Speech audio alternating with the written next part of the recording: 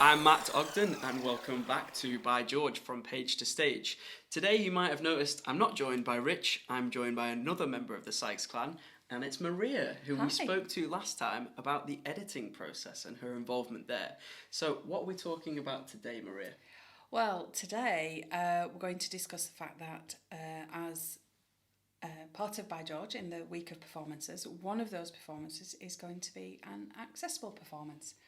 In other words, there's going to be a sign language interpreted performance and hopefully also an audio described performance for visually impaired patrons. And yeah, I'm actually doing it. Yeah, that was a bit of a sort of arm up the back moment. But the theatre approached Richard and myself and said, had we considered an accessible performance? And the answer was yes, because actually we had discussed it at some point. And why me? Well, the thing is, I used to be a qualified sign language interpreter when I used to have a proper job. And as part of that, though it wasn't ever my kind of main interpreting role, I also did some sign theatre performances. And I've worked on some national tours, all kinds of different things, from musicals, things like Witches of Eastwick, when that was out on national tour. I've also done things like Dinner Ladies, did both the tours of those. So I've got experience and I've got background in doing sign theatre as well. So knowing the script inside out, because as we discussed before, I helped Richard edit By George and worked on it in depth, as we've already discussed, that it seemed appropriate for it to be me, rather than hand it over to someone else and say, you're going to have to learn this, what is, I've come to realise, an incredibly difficult script to translate. I'm imagining as well that, because obviously I don't really know anything about signing, and we'll get on to that and we'll talk about why it's important and obviously a bit more about your experience in it. But I suppose that from what we said before about the fact that there's obviously lots of Yorkshireisms, there's lots of regional and very kind of culturally Yorkshire references.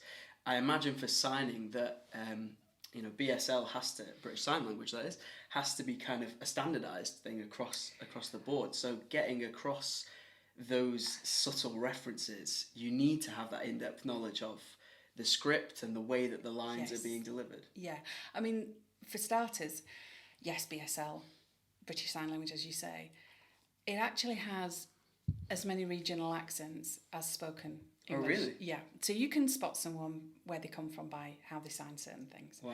So I automatically sign with a Yorkshire accent.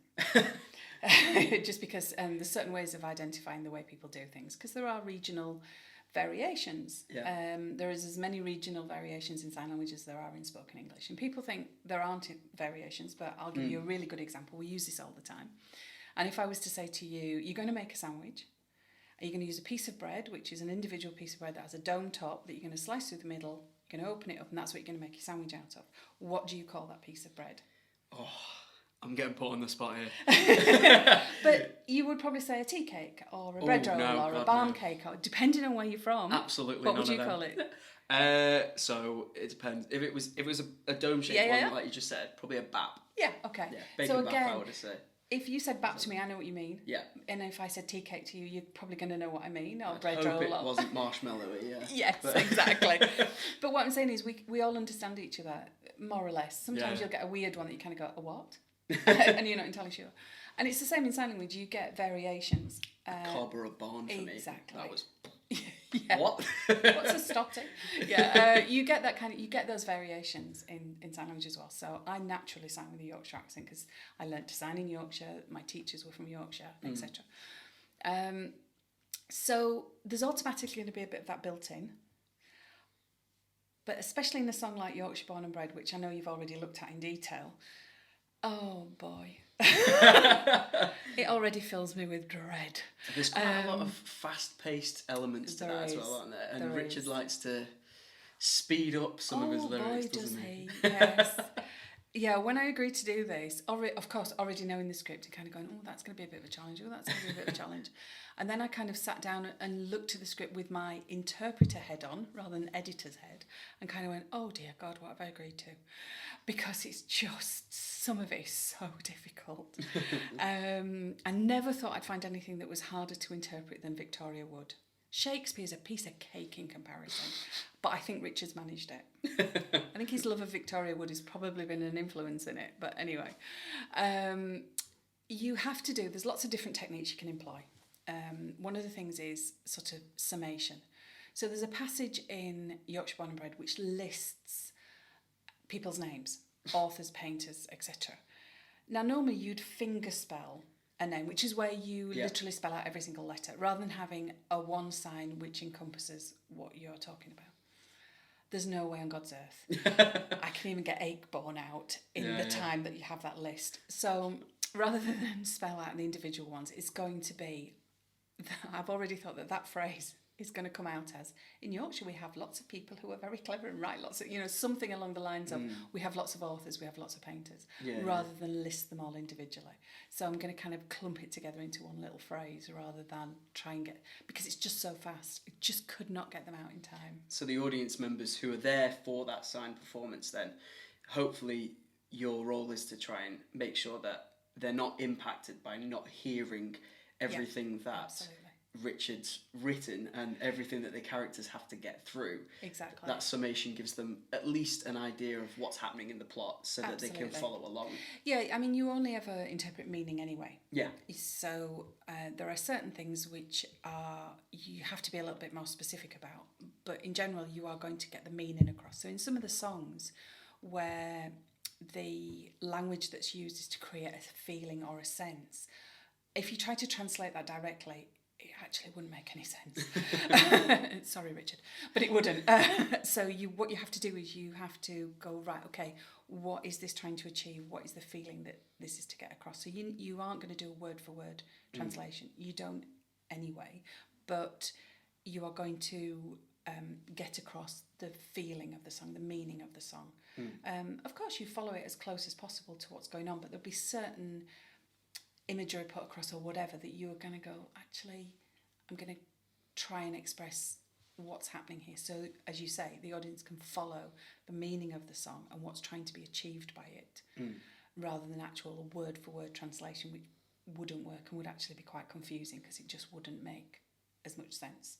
So I noticed particularly with My England, there's a lot of sort of very British kind of feeling to it, and it creates a feeling. So at certain points I'm going to have to follow that a little bit more than actually the words to get across what the song's trying to achieve and what it's trying to make you feel about that character. And this is something which, for me, as somebody who knows the script in depth, is going to be a bit easier than if it was handed to an interpreter who was being booked to do the job and go, this is the script and you need to look at it. Yeah. Because I've got a much more in-depth knowledge, I'm already ahead of the game in some respects with it. So it's hopefully going to make it a much better performance in the end. I suppose as well, what you'll be doing is very much complementing what the performer is doing. You're obviously not in place of them because the person, the audience member who's got this hearing impairment, they're still able to see what the actor's performing, what they're putting across in their body language, in their movement, everything like that. So, as you say, if you brought someone in who maybe had no understanding of the plot, of the Yorkshireisms, of how the language needs to be expressed, they're potentially going to have a really, really difficult job to learn what is actually going on, not just what's on the page, but what's being put across on stage. I mean, doing a BSL interpretation of any theatre performance is always incredibly complex and very difficult, in that you have to know the piece well.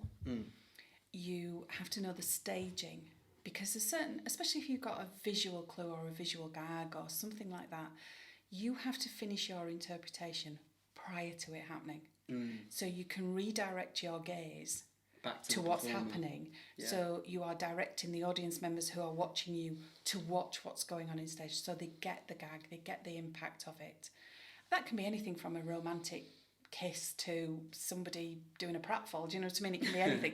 You have to time it, so you have to know where you need to be ahead of what's being said.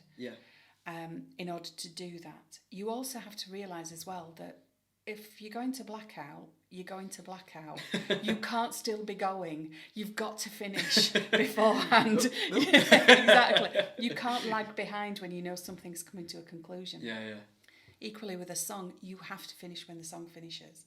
So you've got to know it really well, and you've got to adapt your performance. So you have to summarise where you can. You have to have your timings right. So as well as just thinking about the translation and actually getting that across accurately, so an audience member who's relying on the sign language can follow and enjoy the performance in the way you would hope it's going to be enjoyed. They're never going to get exactly the same experience as a member of the audience who is listening. But you want to try and get it as close as you can get. Yeah. And so you want them to have that fun experience and it to be funny and them to laugh when the jokes come and all the rest of it. And you've got to balance all the time. But you've also got to be faithful to the technicalities of it as well. So you can't be detracting from what's going on stage. You should always enhance rather than detract. But you are performing, so you will have mannerisms which reflect on the character. You will move your body around differently slightly when it's a musical number to when it's spoken language. So there's so many different layers to think about. I think that's the thing as well, like you said, because it is a performance, it's a type of performance art as well as also an interpretation, and it's assisting as a kind of a way for the audience to connect with one of the senses that is missing, which obviously is part of the spectacle, is part of the package of theatre. So the person who is signing is playing every role. They're playing every song, they're playing every line, everything that they're doing. That's a lot of a physical workout, really, isn't it? It's like they're playing Chloe, but they're playing everybody else as well. Absolutely. And you have to, it's really weird things, because the concentration level of doing something like this is off the scale. Yeah.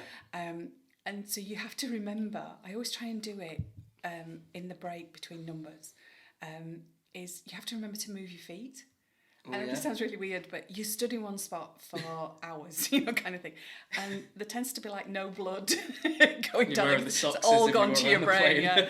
So you have to kind of move your feet and wiggle, because there are anecdotes of interpreters that have done stage. They come to try and walk off stage and not been able to. So there's all kinds of things, but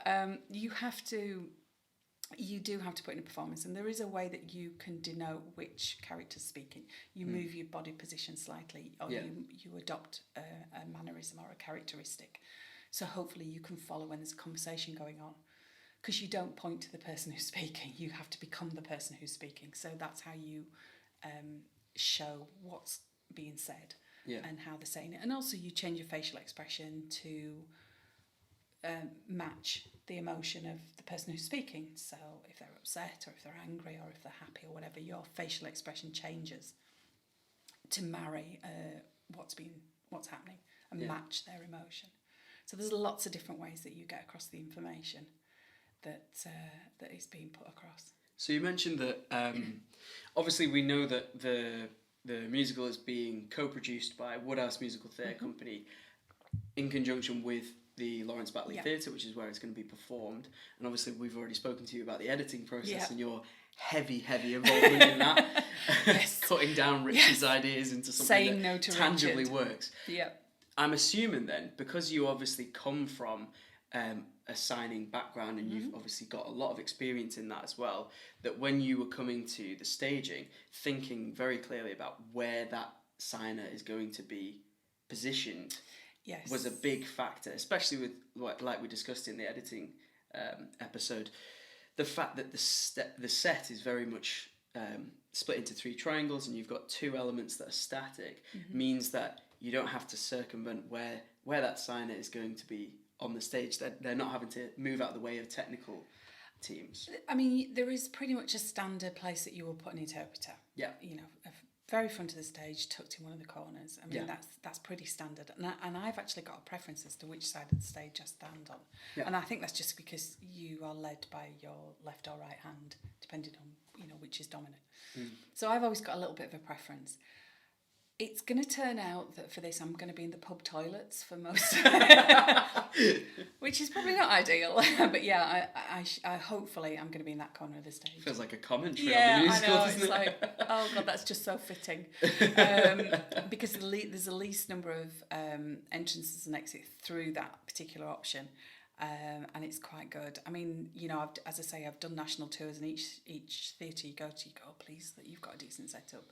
You know, sometimes you're really close to a speaker going, oh my God, I'm going to lose my own hearing at the end of this, or you're teetering on the edge.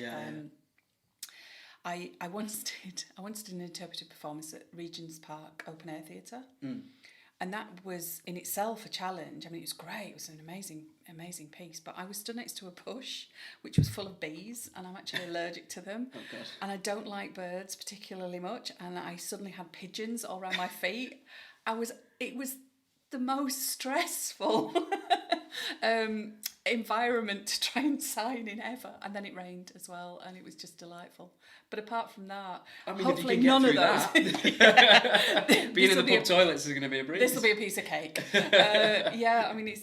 I'm really looking forward to it, because obviously it's, you know, it's such a personal thing. I'm so involved in this, as we've established, that actually to be able to perform it. I'm coming out of retirement, I have to say. I'm coming out of retirement to do this. I haven't done this for a little while.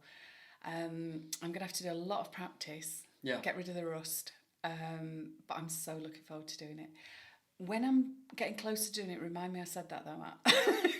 When I'm getting stressed about the fact that there is no translation for this, Richard. Yeah. I will do. Right, well, I think we've pretty much covered everything there, haven't we? So we said at the start, didn't we, that the Lawrence Batley Theatre obviously approached you guys to have this inclusivity performance. They wanted an accessible performance. Is it just going to be the one? Yeah, I mean,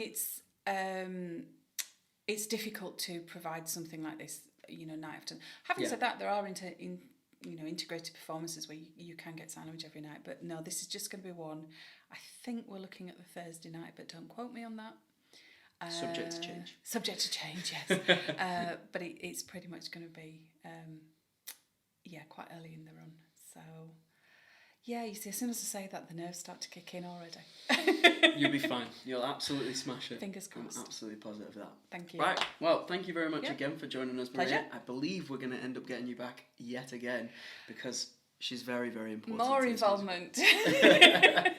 Yeah. But yeah, right, that wraps everything up. No music this time, unfortunately, but that's the nature of sign. Absolutely. All right, see you again next time. Cheers. Bye.